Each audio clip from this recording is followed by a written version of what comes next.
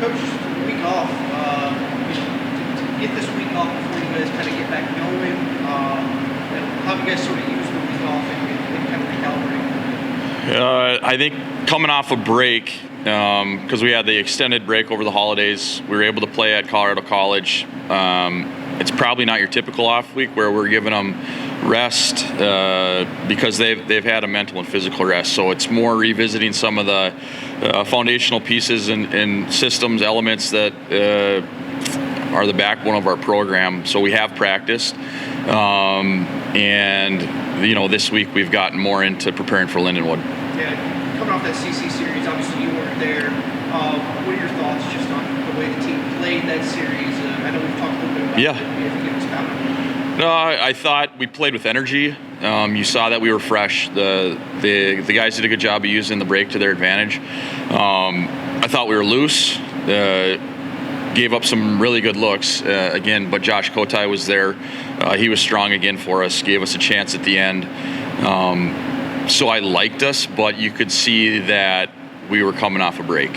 So we've tried to address some of those things this week because we have an important 12-game stretch here over the next 6 weeks, and we're going to need to be on our A game and play as a group of 5 all over the rink. How pleased were you with just kind of the way your coaching staff was able to have those guys ready for that series coming off that break?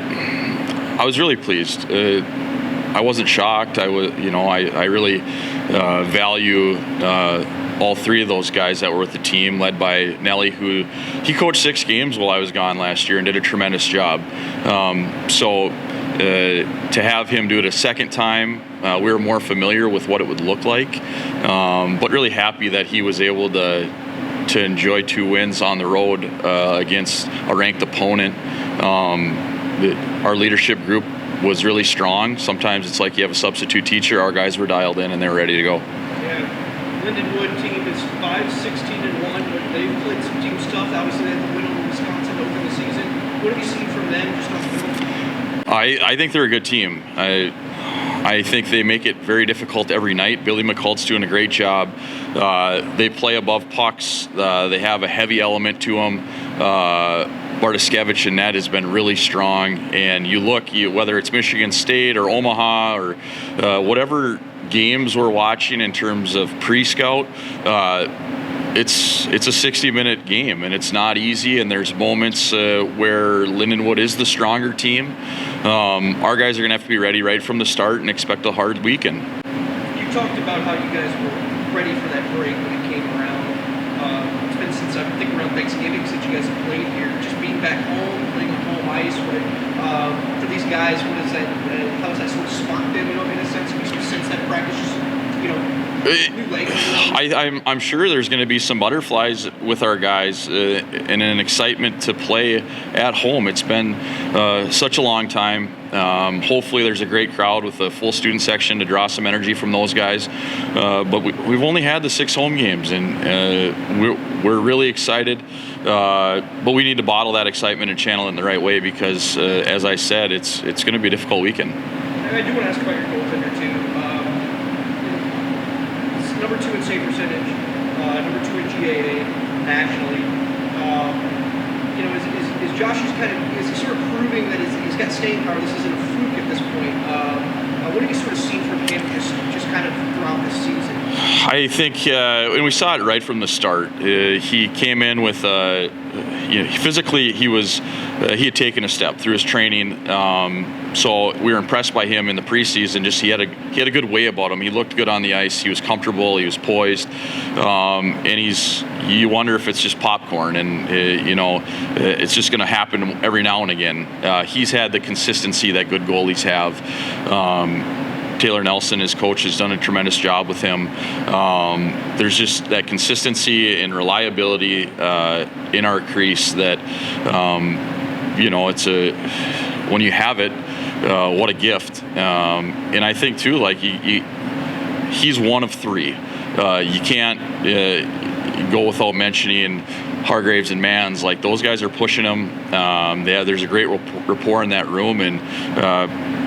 But we're in the second half of the season. Now is when we're going to need them, and we got to have them be strong through the finish. Garrett, you talked about home ice advantage. Ironically, huge wins that the program has had have been on the road. Yeah. How do you kind of turn that into an advantage here? Well, I think just sheer probability, our big wins would be on the road because we've played 17 games so far and only 6 at home. We're still getting familiar with this building. As crazy as that sounds, there's still a little bit of a newness.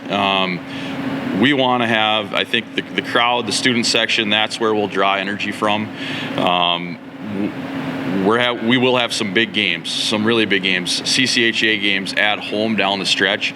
And with that heightened importance, hopefully there's a greater sense of just energy in the rink.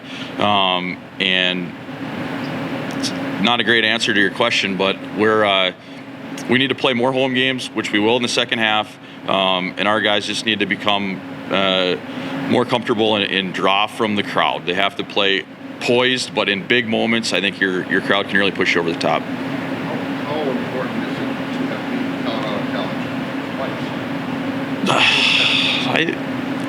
I think that in the parity of college hockey, anyone can beat anyone once. You're seeing, though, it's really difficult to sweep a weekend. In league, non-conference, whatever it may be, it's hard to do 2 nights in a row because there's going to be that pushback. I was proud of how our guys handled the pushback and finished one late on a power play. It's part of our evolution, and we'll take it. We'll hopefully channel it in the right way and build some momentum leading into Lindenwood. You guys feel pretty good about the national recognition you guys are starting to get this early in the program. Yeah, as I've said from the start, the plan that was in place before I even got here was one that I felt could win. I felt like it was going to be an incredible opportunity. Our administration, our community delivering on a promise. It's helped us get into a league a year early. It's propelled us to some huge wins. Our guys are set up for success. They have the things they need to be successful on the ice and in the classroom. It's still early in our program, but to reach some milestones as early as we have, I think is a credit to our guys. But it should feel good for the whole community because so many people have had a hand in this. Talk about your experience with Team USA. What an honor.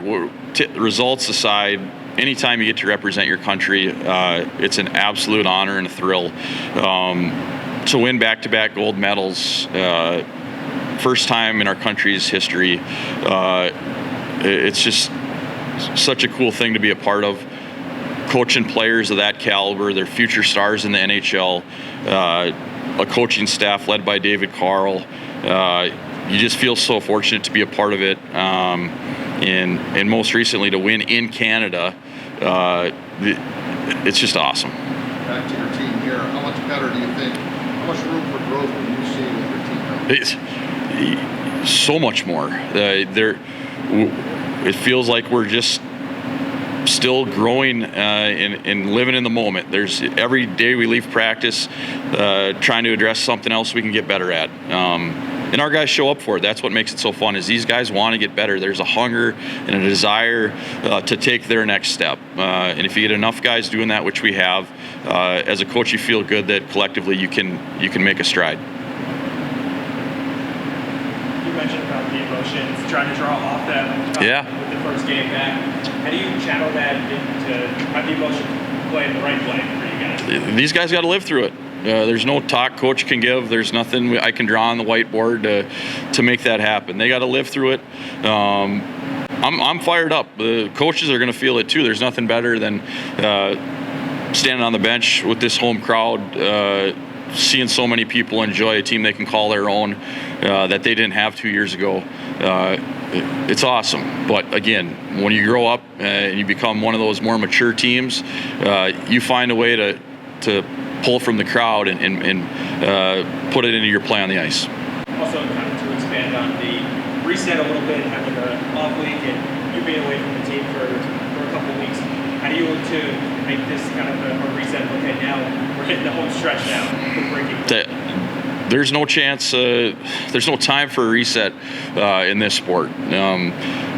We're still growing. We're still, have elements of our game we're trying to improve on.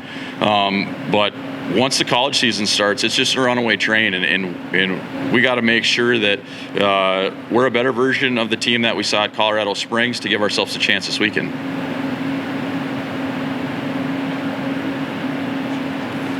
All right.